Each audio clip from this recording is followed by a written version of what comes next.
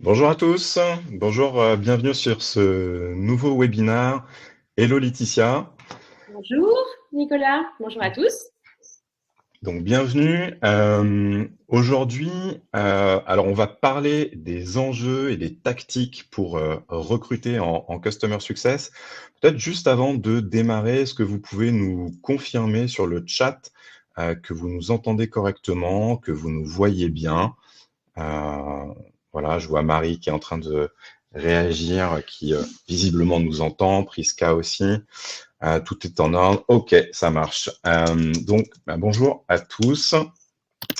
On va démarrer doucement, le temps que tout le monde puisse se connecter. Peut-être avant de lancer les hostilités, j'allais dire quelques informations pratiques. Donc là, ce webinaire va durer à peu près 45 minutes, on imagine, avec quelques questions de votre part, on espère. L'objectif, justement, c'est que le webinaire soit le plus interactif possible. Donc là, sur Livestorm, pour ceux qui connaissent, en fait, vous avez un petit onglet, un petit bouton de chat qui est positionné en bas à droite de votre écran. Et juste à côté de celui-ci, il y a un bouton question. Donc, si vous pouvez utiliser le bouton question pour poser vos questions, comme ça, en plus, les différentes personnes peuvent upvoter sur les questions qui intéressent le plus quand il y en a beaucoup. Et comme ça nous permettra de les prendre au fil de l'eau en fonction des thématiques qui sont évoquées. Et si c'est des questions qui sont un peu en marge de la thématique, on les gardera plutôt pour la fin. Donc voilà, donc ça, on verra pour que ce soit le plus cohérent possible. Pour ce webinaire, j'ai le plaisir d'accueillir Laetitia, que je vais laisser se présenter. Ouais, bonjour Nicolas, bonjour à tous. Merci beaucoup déjà pour l'invitation. C'est pas forcément un exercice facile de parler en public, même si je vous vois pas là en face de moi. Pour me présenter rapidement, moi j'ai travaillé pendant une dizaine d'années comme sales exécutif, plutôt new business dans des entreprises SaaS, et j'ai monté il y a 5 ans un cabinet de recrutement spécialisé dans la chasse de profils sales et marketing pour les acteurs de la tech. Donc on va recruter aujourd'hui majoritairement aller à 80% de profils sur le marché français et le restant va être plutôt Europe du Sud, donc Espagne et Italie. Et puis, on va avoir une deuxième activité qu'on lance là, en ce moment, qui va être un éditeur logiciel SaaS qui va permettre, donc HR Tech, qui va permettre aux recruteurs d'internaliser leur chasse de tête sans payer de fee d'agence. Je laisse ça pour la suite, mais voilà. Ça marche. Et juste pour préciser, parce qu'il y a des cabinets de recrutement qui nous ont contactés après en disant: «Ah, mais on aurait bien aimé prendre la parole aussi sur le sujet du customer success, etc.» Pourquoi eux? Pourquoi Petit Gangxi? C'est très simple. C'est que Petit Gangxi, en fait, c'est le cabinet de recrutement avec lequel on bosse chez Scalin. Voilà, et donc on recrute nos profils sales et CSM avec eux. On en est content. Et donc voilà, donc c'est comme ça, en fait, simplement qu'est née l'idée de ce webinaire. Donc en tout cas, merci Laetitia Et à toi. de te prêter au jeu. Et puis, du coup, puisqu'il y a des personnes qui viennent plutôt de ton côté, Laetitia, et des personnes qui viennent plutôt Ouais. côté Scalin, pour présenter Scalin en quelques mots. Donc, Scalin, c'est ce qu'on appelle une Customer Success Platform. Donc, on est un outil dédié aux fonctions Customer Success. Le constat, et beaucoup de CSM font ce constat, c'est que souvent les CRM, Salesforce, HubSpot, etc., sont de très bons outils sales marketing, mais fonctionnent des fois un peu moins bien pour la partie customer success, notamment parce qu'ils ne vous donnent pas la vision 360 de vos clients. Et voilà, et donc nous, on permet de regrouper toutes les informations que vous avez dans votre CRM, dans votre ticketing, la gestion de projet et toutes les données d'usage de votre plateforme sur un seul outil. On va rendre cette donnée intelligente à travers du scoring. On va permettre d'activer cette donnée-là à travers des playbooks et de l'alerting. Donc voilà en quelques mots pour présenter ce que fait Scaling. Ça n'est pas l'objet de ce webinaire, donc on va rentrer directement dans le vif du sujet. Euh, Avant de laisser la parole à Laetitia, on s'est dit que ce serait sympa de vous présenter quelques chiffres qui sont des chiffres plutôt de conjoncture, des chiffres marchés, et d'expliquer finalement la dynamique qui se passe dans le SaaS actuellement. Donc pour ça, on va s'appuyer sur des chiffres qui sont des chiffres qui ont été publiés par ChartMogul, que certains d'entre vous connaissent, qui en fait témoignent du fait que depuis 3 ans, en gros, hein, depuis 2021, la croissance des SaaS et la croissance notamment liée au new business a tendance à se ralentir.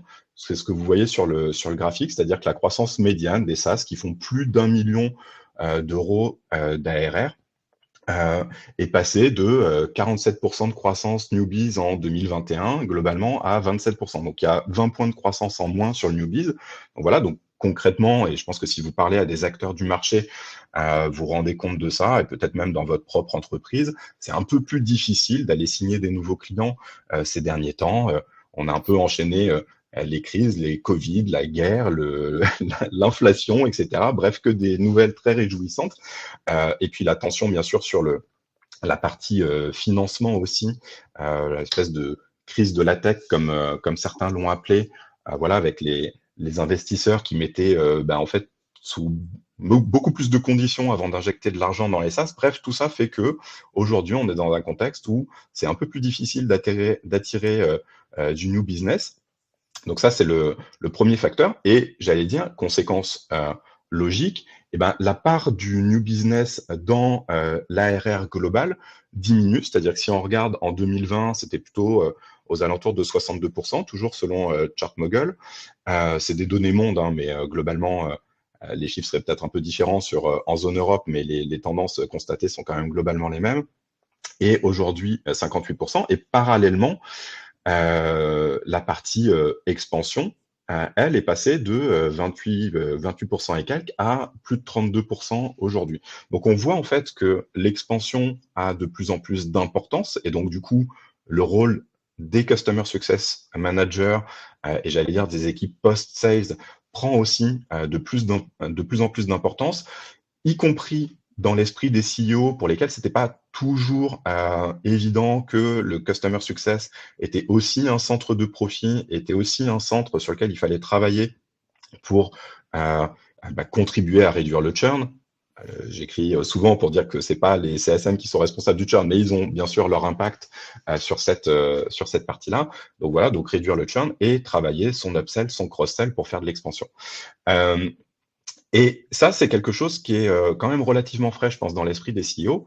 Et en tout cas, c'est une très bonne chose que ce soit pris en compte, puisque pour donner un exemple très concret, aujourd'hui, si on prend 2 SaaS, je prends un exemple un peu lambda, 2 SaaS qui font tous les deux 1 million d'euros d'ARR, qui font 30% de croissance par an, c'est à peu près la médiane qu'on a vu tout à l'heure.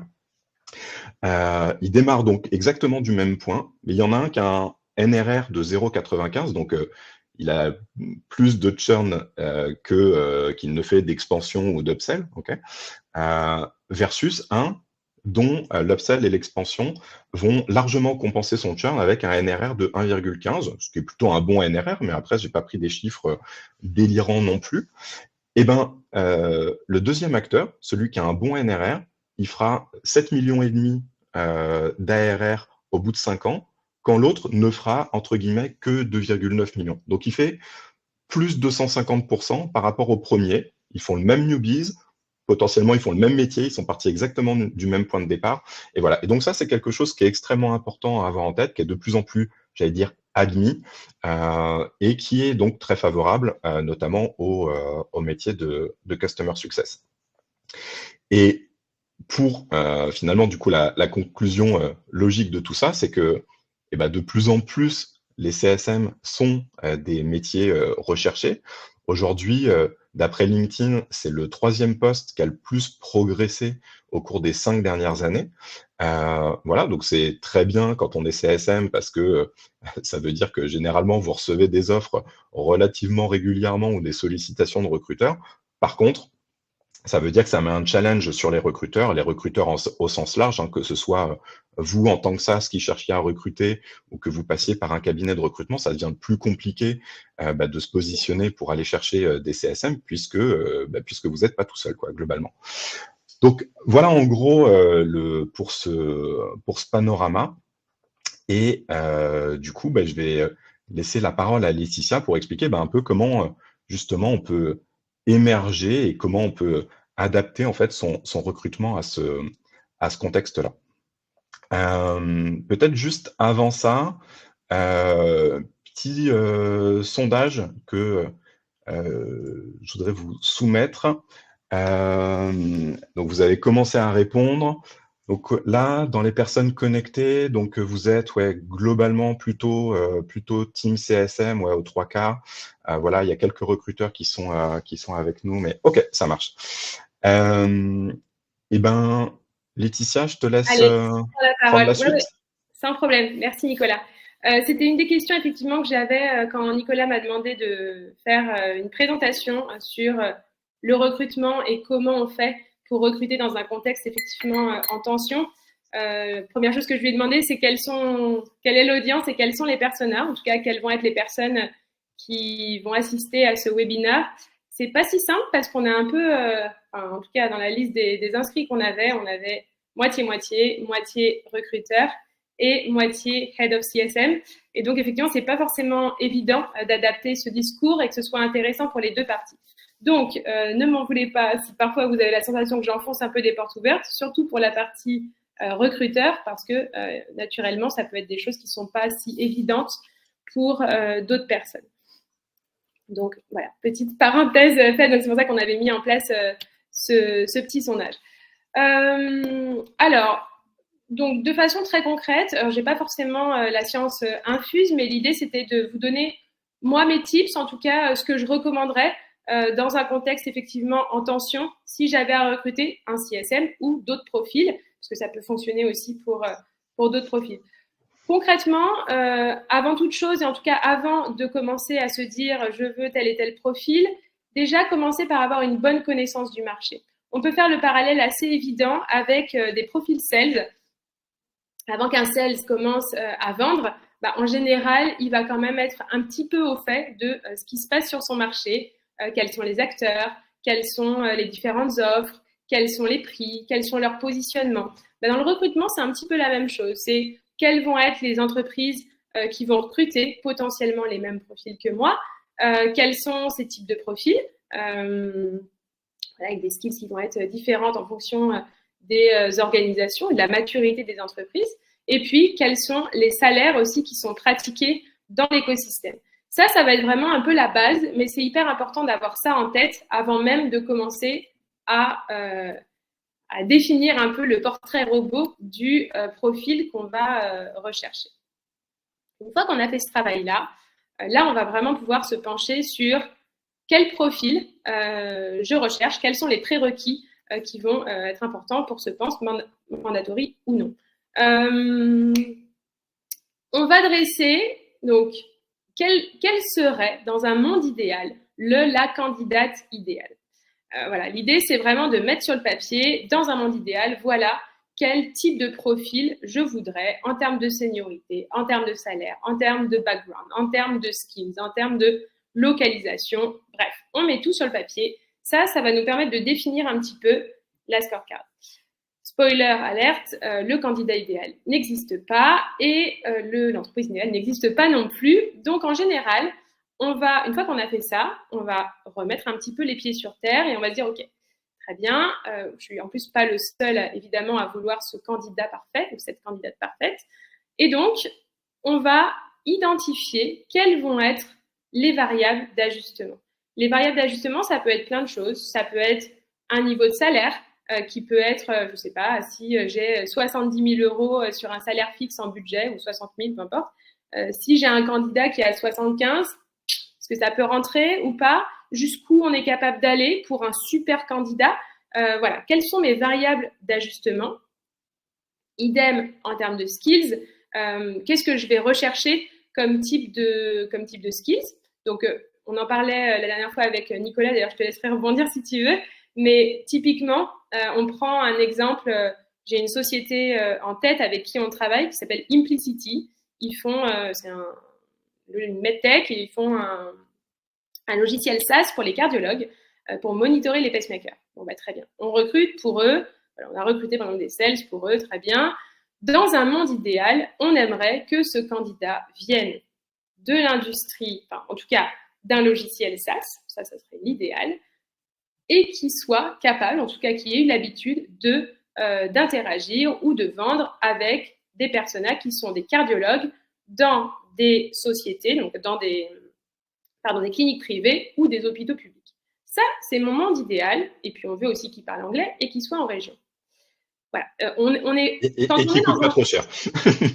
Exactement, et qu'ils soient en plus dans un budget. Donc, quand c'est comme ça, peut-être que ce candidat existe, c'est possible, il y en a.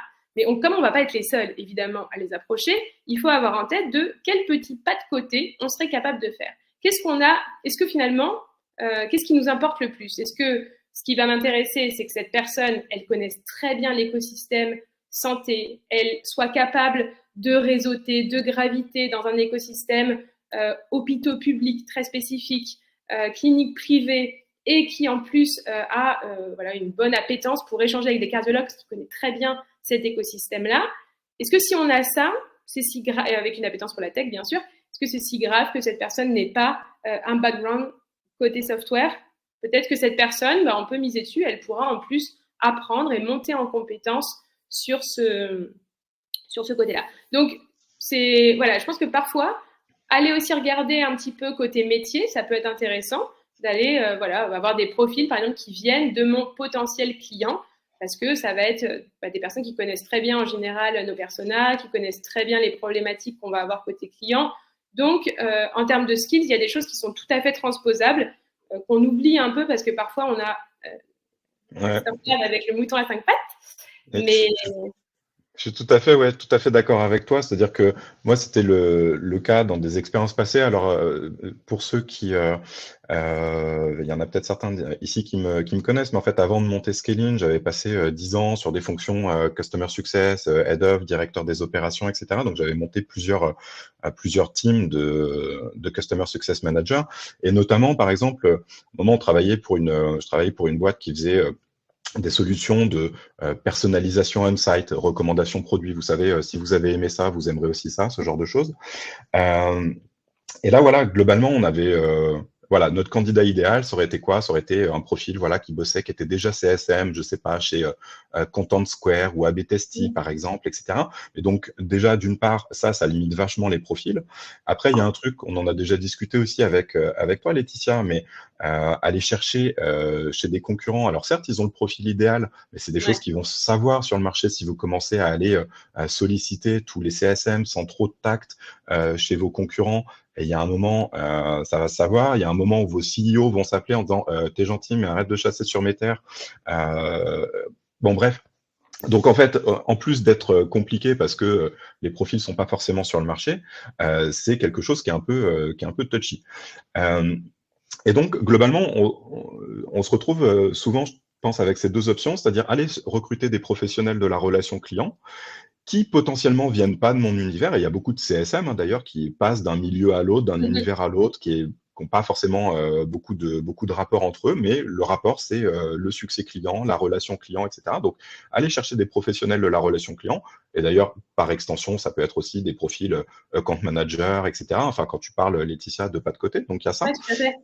Et puis, il y a l'autre côté, effectivement, qui est aller chercher des experts métiers. Et en l'occurrence, pour cette solution de recommandation produit, nous, on avait mis plus d'efforts en termes de recrutement pour aller chercher des experts métiers, c'est-à-dire des personnes qui étaient e-merchandiser chez l'annonceur, qui étaient e-store manager pour des marques, etc., qui, accessoirement, sont moins sollicités, deux, ont l'expertise métier, c'est-à-dire qu'en gros, ils font le boulot quand même de leurs clients demain, donc ils parlent la même langue qu'eux. Globalement sont moins chers parce que les SaaS généralement payent quand même mieux que les annonceurs.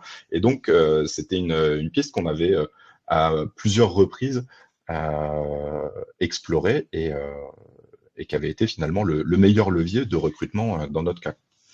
Oui, tout à fait. Et il faut aussi, on en parlera tout à l'heure, mais on se met toujours à la place du candidat. Est-ce que vraiment aller chercher un candidat qui serait à la concurrence, qui ferait exactement la même chose, si ce n'est faire un gap de salaire ou avoir un scope géographique un peu plus intéressant, est-ce qu'il a vraiment un intérêt, lui, en termes d'évolution de carrière, à aller dans une entreprise qui fasse exactement la même chose sur le même périmètre?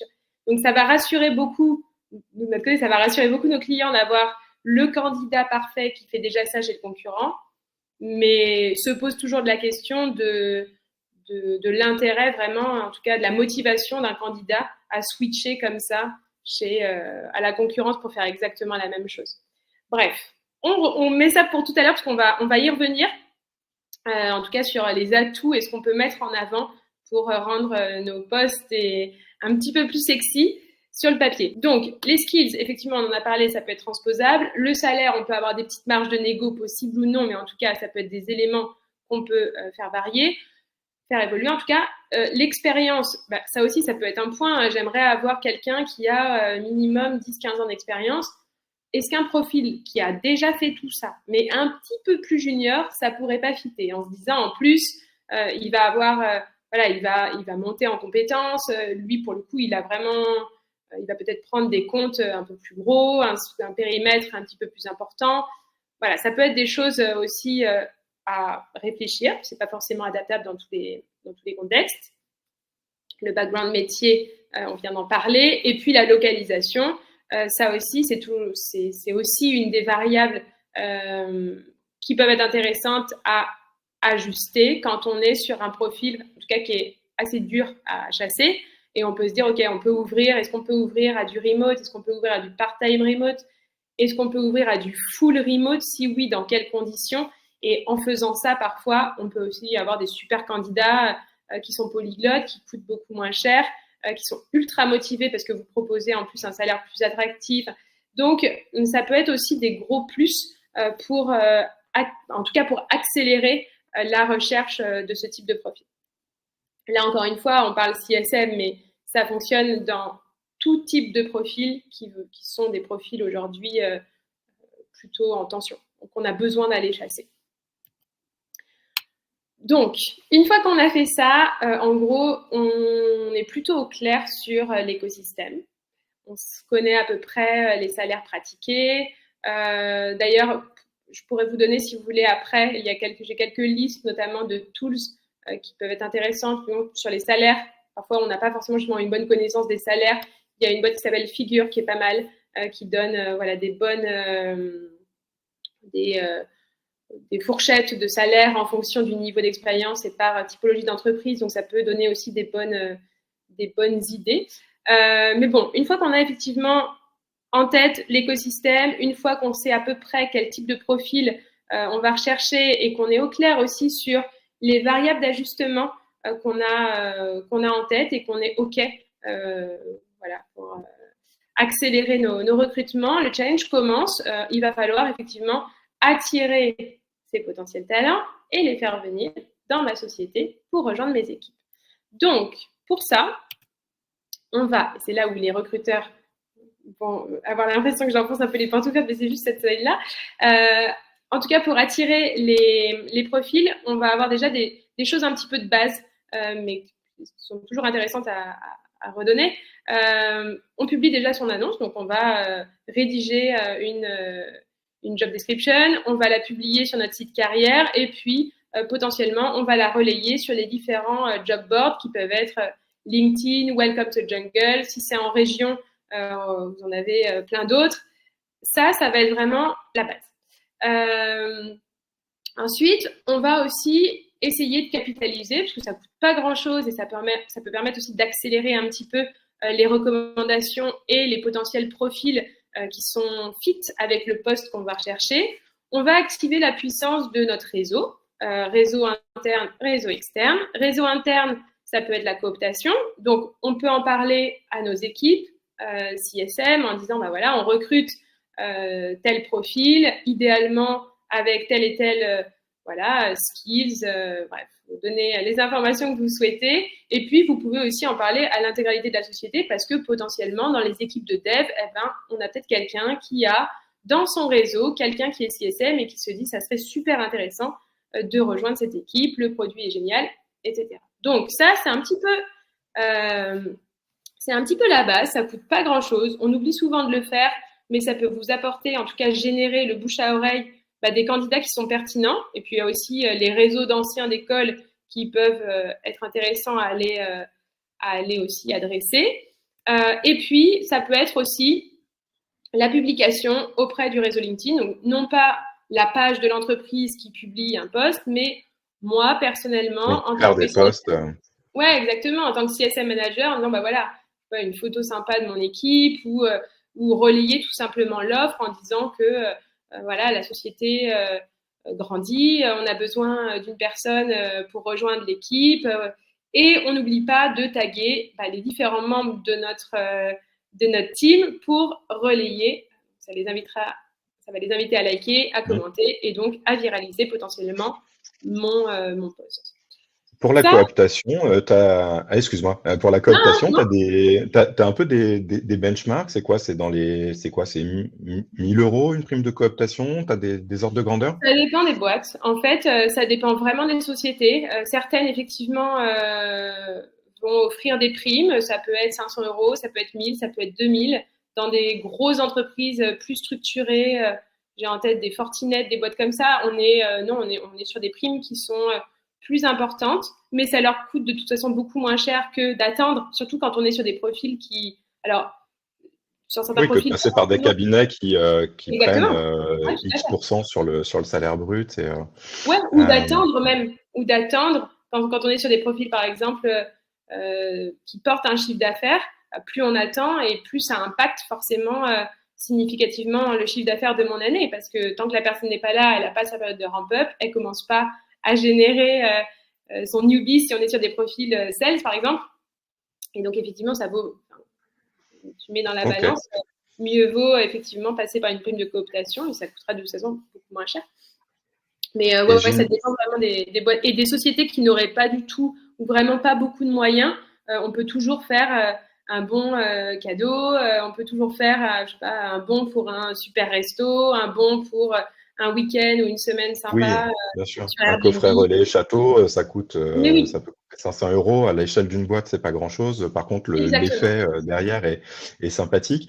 Je voulais rebondir sur un autre truc aussi. Tu parlais de la publication sur les job boards et donc notamment LinkedIn. Moi, pour l'avoir pratiqué un peu, c'est vrai que je trouve que LinkedIn, c'est presque l'effet inverse. C'est-à-dire que tu sais, as trop de candidatures Ouais, euh, qui tombe. Hein. Honnêtement, quand tu le fais, il y a un peu à boire et à manger dans ce qui tombe. Moi, un truc que j'aimais bien utiliser sur ça, c'était coupler des annonces avec, tu sais, tu peux poser derrière des questions de qualif, tu vois, ou exactement. tu vas poser une question en disant, OK, quel est ton niveau d'anglais? Je suis Ouais, fluent, je parle couramment, etc. Et en fait, qui vont être aussi des questions potentiellement disqualificatives et qui peuvent voilà. Est-ce que vous avez déjà exercé dans le customer success pendant X années? Est-ce que vous avez une expérience dans le SaaS ou je sais pas quoi, des questions comme ça où le ouais. candidat ne sait pas ce qu'on attend comme réponse forcément. Bon, potentiellement, il est orienté s'il a lu une annonce, mais on sait que c'est pas toujours le cas. Et je trouve que c'était pas mal, en tout cas, de coupler les annonces à ça pour filtrer un peu l'effet volume que tu pouvais avoir notamment sur LinkedIn et qui n'était pas toujours ultra quali. Il y a du quali, mais il faut le prouver, quoi. Ouais, en fait, c'est ça. C'est là, nous, enfin, aujourd'hui, ce que je recommande de faire, c'est vraiment d'avoir les deux approches. D'avoir une approche où je publie une annonce et je récupère des candidatures entrantes. Ça coûte pas grand-chose et ça vous permet au petit bonheur la chance d'avoir quelqu'un qui soit parfaitement fit et qui candidate. Ça peut arriver. Quand on est sur des profils très recherchés ou très spécifiques, c'est un peu comme si on attendait qu'un lead tombe via notre formulaire d'inscription. Bah oui, ça peut arriver, mais on peut aussi attendre très longtemps. Donc, et on peut en plus se retrouver très rapidement dans la big data. Donc, recevoir des volumes énormes de candidatures qu'on n'est pas capable de gérer. Donc, ça, c'est un vrai sujet. Et nous, par exemple, en tant que cabinet de recrutement, souvent, les publications d'annonces, elles sont faites en interne dans les entreprises qui sont assez structurées et qui vont ensuite pouvoir avoir la bande passante en fait pour trier ces candidatures-là. Nous, on travaille que sur de l'approche directe. Donc, on va faire que de la chasse de tête ou en tout cas du sourcing. Ça peut être soit de chasse de tête, soit du sourcing uniquement pour les entreprises pour aider les recruteurs à générer des candidatures qualifiées. Et en effet, dès lors qu'on est sur de la publication d'annonces, tu peux avoir le professeur des écoles, je ne sais pas, en changement de carrière qui s'intéresse à ton poste et ça n'avait pas forcément comme idée voilà, d'avoir un profil comme celui-ci. Donc, tu peux avoir un petit peu de tout et en effet, ça prend beaucoup de temps, surtout à. Donc, le fameux spoiler alert, ce n'est pas suffisant dans la majorité des cas. Et donc, quand c'est pas suffisant et qu'il n'y a personne qui mord, en tout cas, On peut avoir aussi beaucoup de volume, mais franchement, aucun candidat ou candidate qui fit avec le profil qu'on a en tête. Qu'est-ce qu'on fait? Eh bien, on n'a pas 50 000 options, on va chasser. Il y a une étude LinkedIn qui est sortie l'année dernière et qui disait que, c'est assez intéressant, 70% aujourd'hui des candidats dits ouverts aux opportunités ne postulent pas. Ça veut dire que concrètement, quand on publie des annonces sur n'importe quel job board, on va toucher les 30% qui sont en recherche active. Les 70% qui se disent, sont un peu la tête dans le guidon, ils sont dans un job qui leur plaît, mais ils disent, bon, oui, c'est vrai que si on me proposait un truc, je sais pas, plus attirant, plus sympa, dans tel domaine, finalement, ouais, peut-être que je serais intéressée pour rentrer en process de discussion. Et ceux-là, en général, ils vont pas être connectés, ils vont pas, de façon proactive, aller rechercher un job. Donc, c'est très peu probable que ces personnes-là soient touchées par votre super vidéo, votre job position qui a été publié sur Welcome to Jungle ou autre. Ça peut arriver, mais c'est quand même très peu probable. Donc, comment on fait? On chasse. Comment on chasse? On a plusieurs options. Vous avez une boîte avec pas mal de budget. Vous pouvez vous dire, OK, on internalise une partie et on externalise une autre partie à des cabinets de chasse. Une option. On a du budget, mais c'est pas non plus la folie. On est un peu en période de crise, on fait attention. On internalise une partie et on externalise potentiellement une partie du sourcing qui va donner un peu des super pouvoirs à mes recruteurs, mais ils vont garder l'intégralité du process internalisé. J'ai 0 budget, ça peut arriver aussi. Là, on chasse et donc les recruteurs en interne chassent. Et j'ai même le cas de certaines entreprises qui n'ont pas de recruteurs en interne, où ils ont une personne, mais ils ont plein de postes. Et là, c'est les managers qui doivent prendre la casquette recruteur et aller avec leur petit bâton de pèlerin chercher des candidats. Ça peut arriver. Moi, c'est beaucoup ce que j'ai fait en startup, scale-up, c'est effectivement, petite scale-up et startup, c'est un classique, effectivement. C'est très, très chronophage. D'ailleurs, je vois qu'il y a quelques messages. Mais oui, ça m'intéresserait de savoir également comment vous êtes organisé de votre côté. Côté CSM manager, est-ce que vous avez justement des recruteurs en interne qui font ce travail de sourcing, de chasse, ou est-ce que c'est vous qui allouez une partie de votre temps sur ces tâches? J'imagine que ça peut être très chronophage. Sébastien, tu dis, moi aussi en startup, tout le recrutement. Donc, on parle avant, hein, on est d'accord. Tu parles plus de SAP, grosse startup SAP. Ouais, avant, ok, ça marche.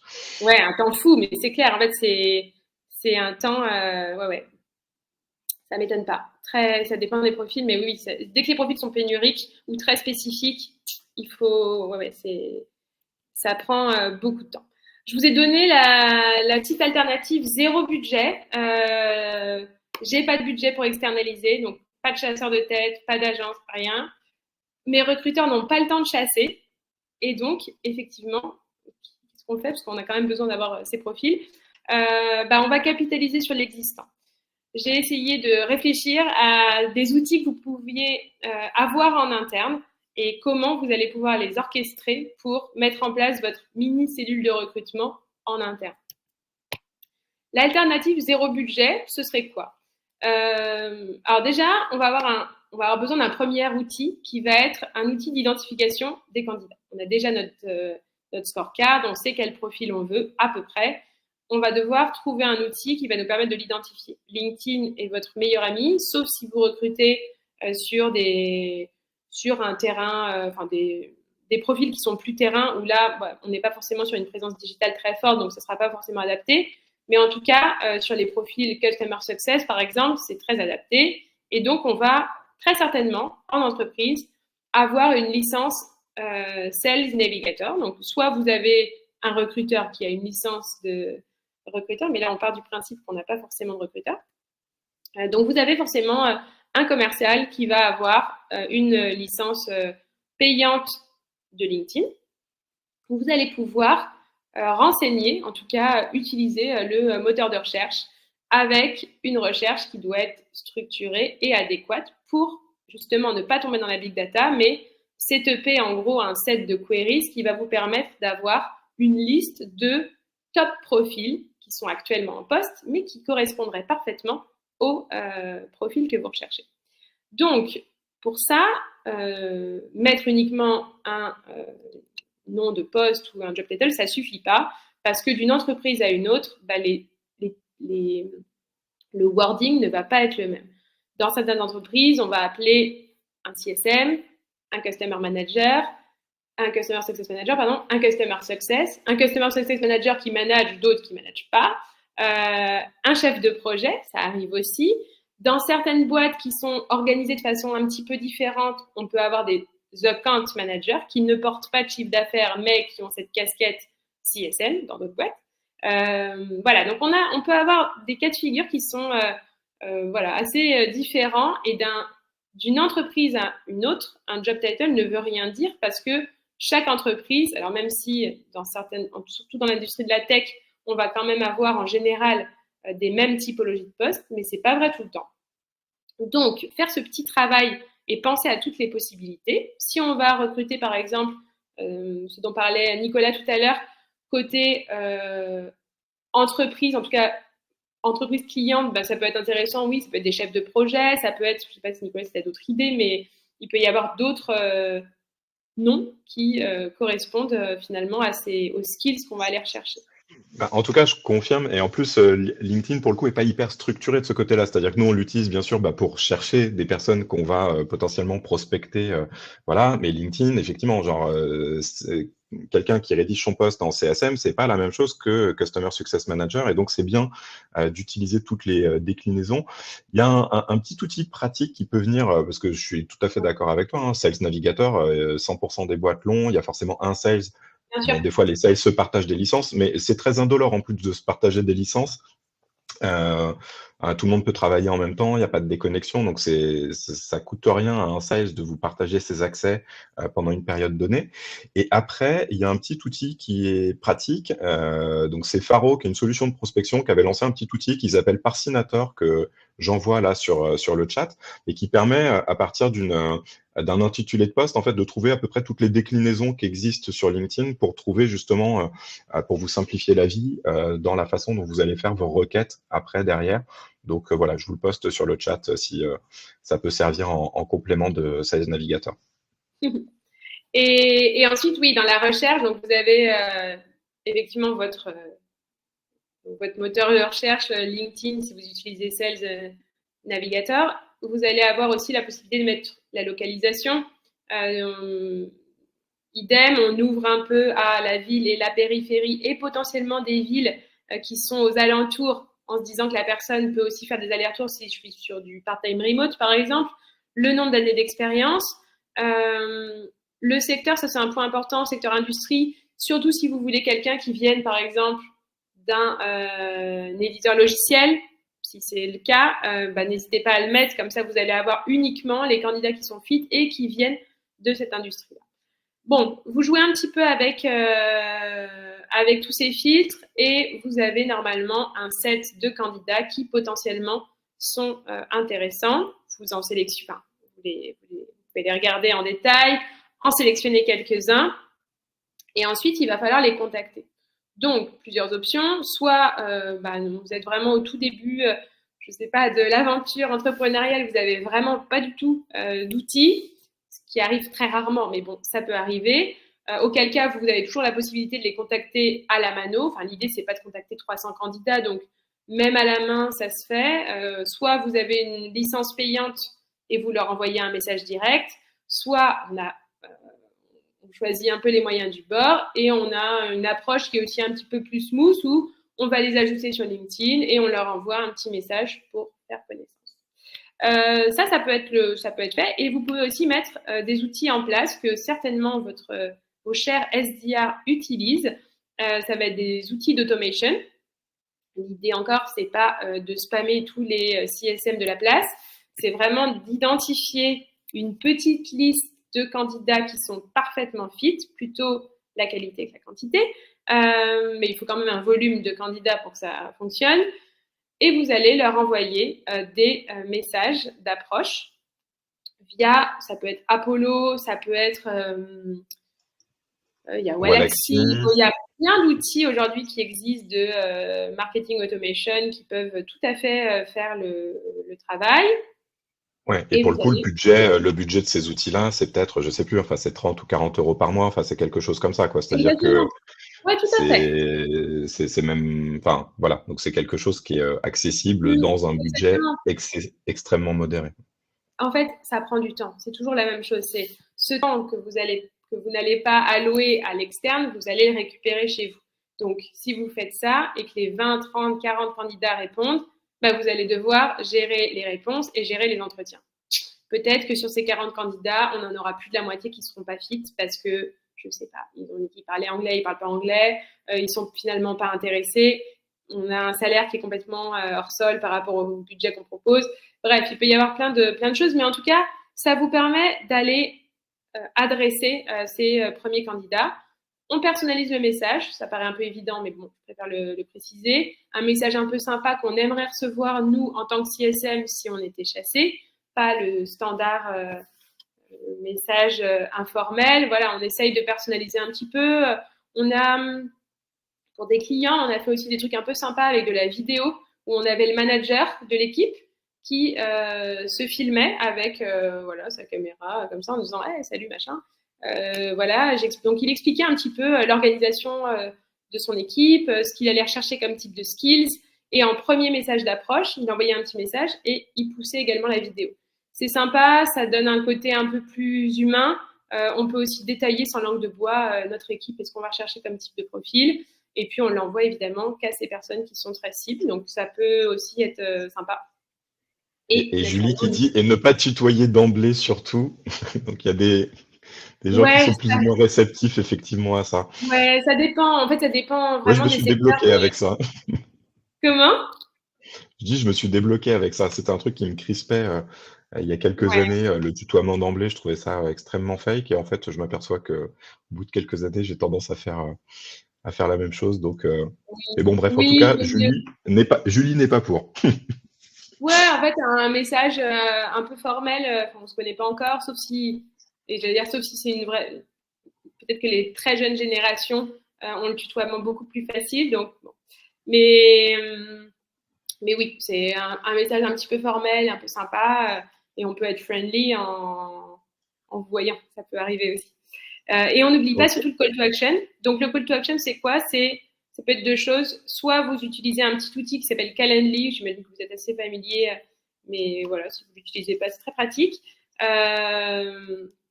Donc vous pouvez utiliser Calendly et la personne va recevoir votre message et pourra prendre un rendez-vous directement avec vous pour un premier entretien. Soit vous vous dites, en fait, je veux que ça passe dans tout mon funnel de conversion de l'ATS que j'utilise côté recrutement. Et dans ce cas-là, vous lui poussez la fiche de poste pour l'inciter à postuler.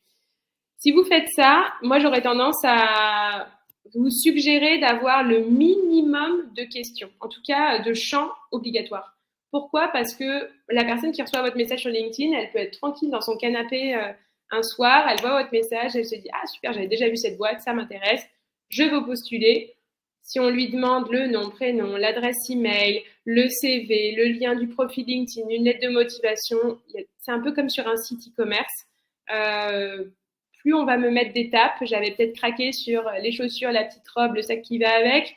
Si au moment d'appuyer sur le panier, on me demande de m'inscrire, de je sais pas quoi, j'ai le temps de réfléchir et me dire ah ouais non finalement peut-être que j'en ai pas vraiment besoin. Ben là c'est un peu pareil, c'est plus on demande d'informations, plus potentiellement la personne se dit ah ouais bon peut-être que je le ferai demain. Et puis demain elle oublie et puis après c'est fini. Et vous êtes passé à côté. Donc le lien Calendly, ça permet de prendre un rendez-vous directement et vous n'avez pas forcément besoin voilà, d'avoir toutes ces étapes qui Et peuvent agacer. accessoirement, ça fait gagner beaucoup de temps. Je sais pas, moi, je suis à plus d'un millier de rendez-vous pris sur sur mon Ouais, Calendly. Si on se dit que chaque meeting qu'on pose nous prend 5 ouais, minutes, alors on comprend vite effectivement que l'intérêt qu'on a aussi de ce côté-là à faire ça. ouais, exactement. Euh, J'accélère le pas, je vois l'heure qui tourne, mais très rapidement, comment se démarquer? Parce qu'une fois qu'on a fait ça et qu'on a nos candidats, super, on a les premiers entretiens, on est content. Comment l'objectif c'est de faire l'opération séduction. Déjà vous n'êtes pas seul, il y a plein d'autres boîtes qui recrutent et qui recrutent les mêmes profils potentiellement. Donc comment je vais faire en sorte de me démarquer? On a tous des atouts. Il faut juste savoir les identifier et les mettre en avant. Donc là, je vous en ai listé quelques-uns. On ne va pas forcément tous les passer en détail, mais par exemple, ça peut être le remote. Alors, c'est très clivant. Il y a des personnes qui ne vont pas être intéressées par un poste 100% remote, d'autres qui vont dire au contraire, mais génial, justement, je recherche plus de liberté, plus de flexibilité. Donc, ça peut être vraiment un atout intéressant, surtout pour aller targeter des profils qui parfois sont prêts à même avoir un salaire un petit peu plus bas, à avoir des conditions un peu moins bien en échange de plus de liberté. Si vous êtes issu d'un secteur à impact positif, ben, c'est le moment de le dire parce que c'est des gros arguments en ce moment. Voilà, avoir la sensation d'aller au travail et en plus de contribuer à une bonne cause. Le fait d'avoir une entreprise qui soit rentable, stable financièrement, ça rassure les candidats, surtout en période de crise. Le côté start-up qui lève des fonds, ben, c'était super sexy il y a quelques temps. Aujourd'hui, ça l'est pour certains candidats et pour d'autres qui disent moi, ça me fait un peu peur. Donc, il faut savoir aussi rassurer quand on est dans ce cas de figure-là. Donc, quand on est une entreprise qui est plutôt stable financièrement, rentable potentiellement, ben, il faut le mettre en avant. Le scope international, ça aussi, c'est un point qui peut être intéressant.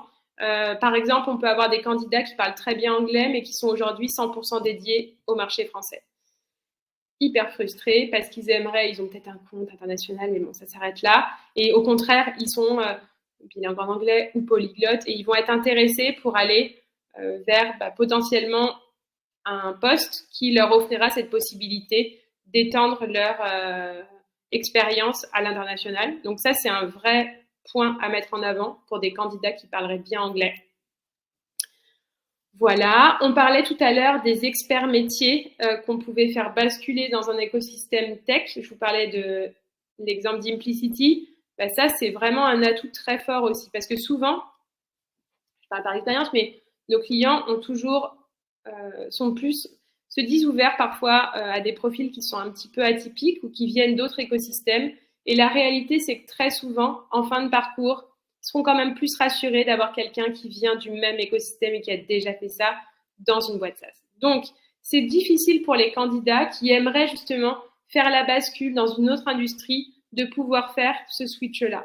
Donc, leur proposer la possibilité d'évoluer dans un écosystème tech, c'est un atout énorme. Et donc voilà, dans des industries comme ça peut vraiment être un atout qui fera mouche auprès des candidats. Je regarde ce que j'ai d'autres, les possibilités d'évolution. Ça aussi, si vous en avez, il faut le mettre en avant. Recruter des CSM sur des tailles de compte plus petits. Ça, c'est un point que j'avais mis parce que très souvent, je ne sais pas, on va essayer de calquer sur un candidat qui a déjà fait ça, donc qui a eu la même typologie de compte, le même scope géographique, idéalement les mêmes personas. Quelqu'un qui aurait eu des comptes peut-être un peu plus mid-market, pas forcément large accounts internationaux, serait super intéressé. Au contraire, il y aurait beaucoup de motivation à monter en compétence sur un plus grand, sur un projet qui lui permettrait de grandir justement sur des comptes internationaux avec potentiellement plus d'interlocuteurs. Donc ça, faut toujours se mettre à la place du candidat et se dire quel serait pour lui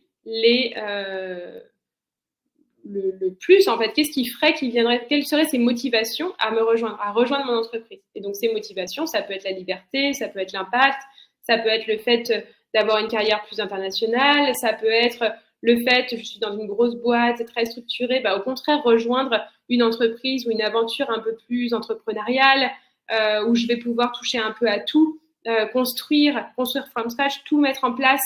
Il y a des candidats qui adorent en fait être dans ce type de configuration. Et puis aussi, le gap de salaire, c'est un point important, mais pour moi, c'est pas l'unique motivation. Ouais, c'est pas tout, c'est ça. Ouais, c'est ça qui est bien dans ce que tu dis. Il n'y a pas que le salaire, il n'y a pas que les BSPCE et que le baby-foot. Il y a d'autres choses plus profondes aussi qui concernent les candidats.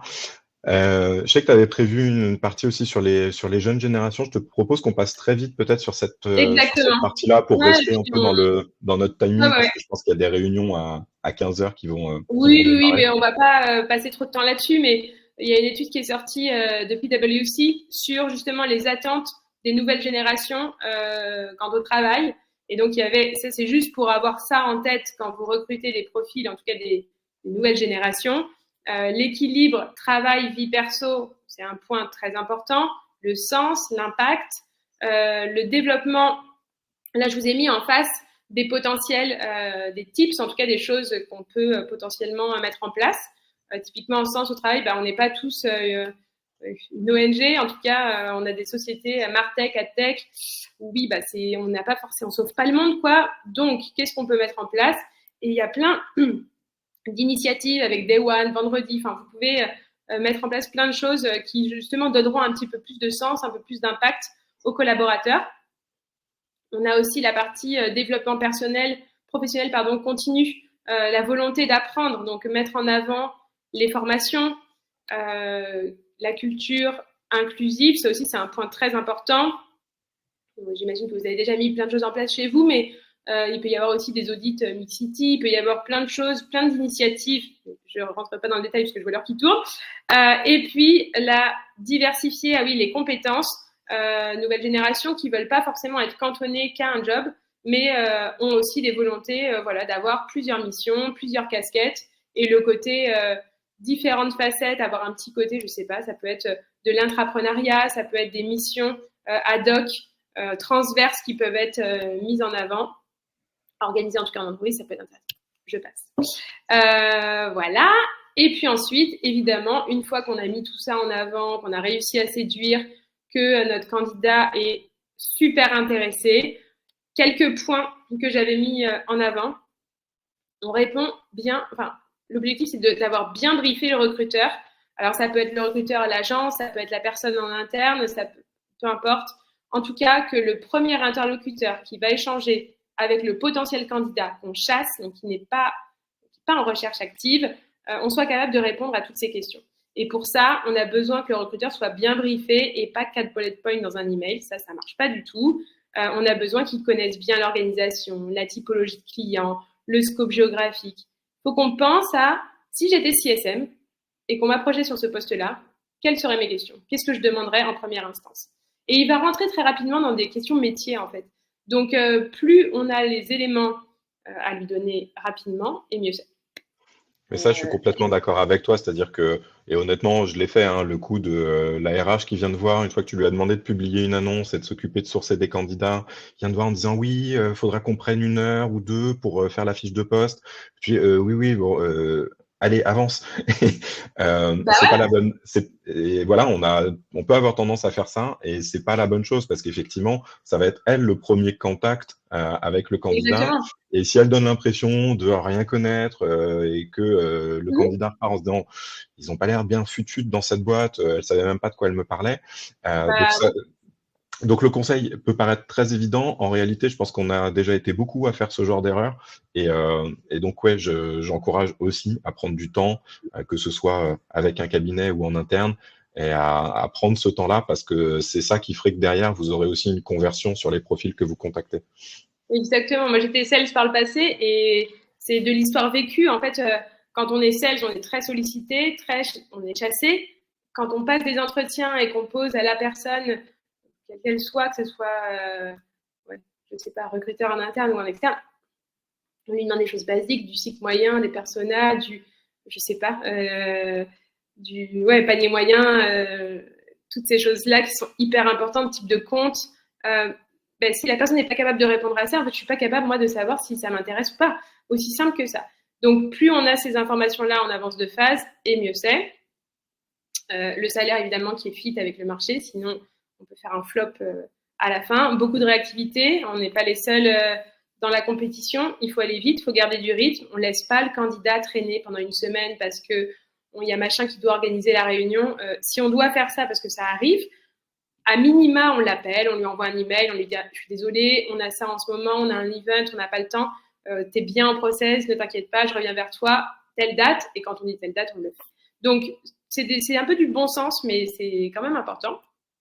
On rassure aussi sur la période de ramp-up, si on a des outils qu'on utilise en interne pour les CSM, on les met en avant, c'est le moment.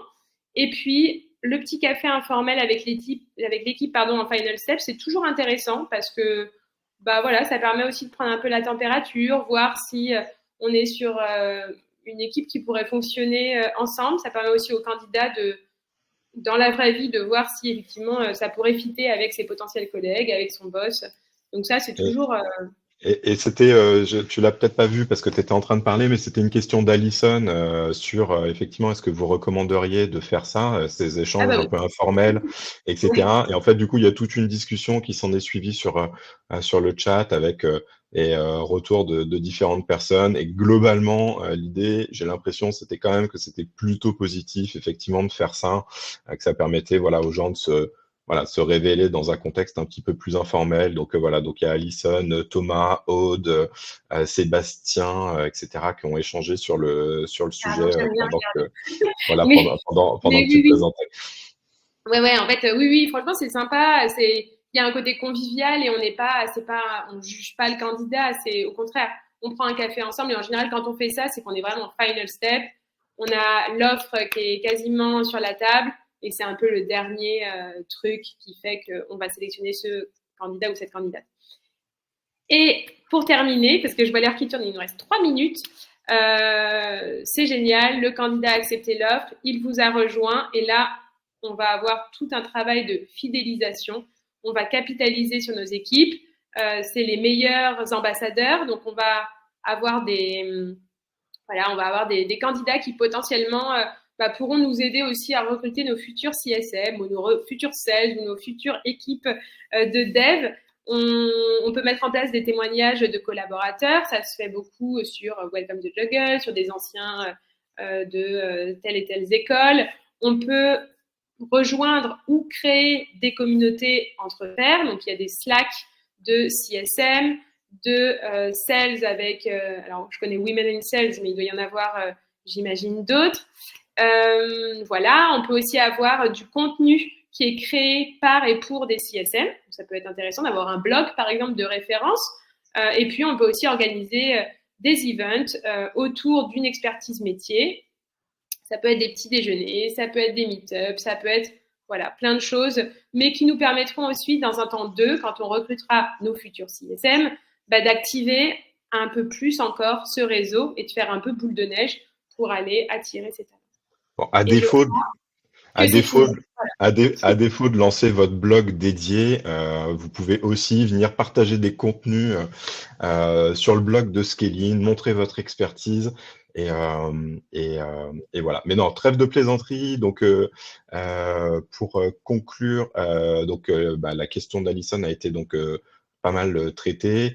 Il y a Jenny qui demandait est-ce que vous avez des questions, des conseils sur les questions à poser en entretien qui permettent d'identifier les plus prometteurs rapidement. Je trouve que la question est quand même pas hyper facile. Moi, je sais que je suis toujours assez friand des questions où on les demande de réagir par rapport à une situation, où on leur demande de décrire une situation dans laquelle ils se sont trouvés, qui a été compliquée, savoir comment ils s'étaient sortis de cette situation-là. Je sais pas si Laetitia, tu as une question qui Ouais. te vient là. Alors là, comme ça, non, mais en fait, en général, on va prendre un peu le truc inverse, c'est qu'on va quand on les chasse, par exemple, on va les faire parler. Et ce qui va nous intéresser, c'est d'être capable de valider que moi, mes enjeux en tant qu'entreprise, par exemple, j'ai besoin, je sais pas, j'ai des clients qui sont grands comptes, internationaux, luxe. Ok, très bien, je vais aller targeter du Chanel, du LVMH, et je sais pas, ma typologie de persona, ça va être responsable CRM, data et marketing. Fine. Ce qui va m'intéresser dans un monde idéal, c'est d'avoir des candidats qui connaissent bien, qui soient capables de naviguer en fait dans cet écosystème-là. Donc en général, moi je vais toujours essayer de targeter des profils qui sont pas forcément métiers, mais en tout cas qui connaissent bien ces personas, qui connaissent bien ces problématiques, qui ont eu l'habitude de vendre aussi la même typologie de solution. C'est pas forcément la même solution, mais c'est plutôt si on est sur une solution par exemple, qui est très structurante, multi-stakeholders, avec des cycles de vente qui sont plutôt sur du 8, 12 mois, 24 mois. On sait en général quelle typologie de compte, de business on a derrière ça. et c'est toujours, quand on est sur des équipes, qu'elles soient sales ou CSM, c'est toujours important quand même de calibrer ces points-là, parce que les enjeux derrière vont être les mêmes. Donc, après, j'ai pas forcément eu la liste de questions au Père Noël que je poserais aux candidats, mais en tout cas, déjà en présélection, ça, c'est des points qui sont vraiment importants. C'est pas parce que, et aussi creuser, parce qu'on va avoir des clients, des candidats par exemple, qui vont nous dire je suis focus sur voilà un scope grand compte. Ok, c'est quoi grand compte pour toi? Et grand compte, c'est pas forcément la même chose dans la tête d'un candidat que pour effectivement une entreprise qui considérait un grand compte comme je sais pas, un Danone, un LVMH. Je sais pas si j'ai répondu à la question, mais en tout cas. Je pense que oui. Écoute, merci. On est à 1 heure tout pile. On a un peu débordé. Merci à tous, en tout cas, d'avoir participé. On espère que ça vous a intéressé. Nous, ça nous a un peu changé de nos webinars sur les scores de santé, les playbooks, les Customer Success Platform. Et voilà, donc on diversifie un peu comme on le fait sur le blog. Donc, en tout cas, merci à tous d'avoir participé. Et puis, on se retrouve dans tous les mois pour des nouveaux webinars. Vous pouvez jeter un œil sur notre site. On les publie, pour une fois, on les publie pas mal en avance.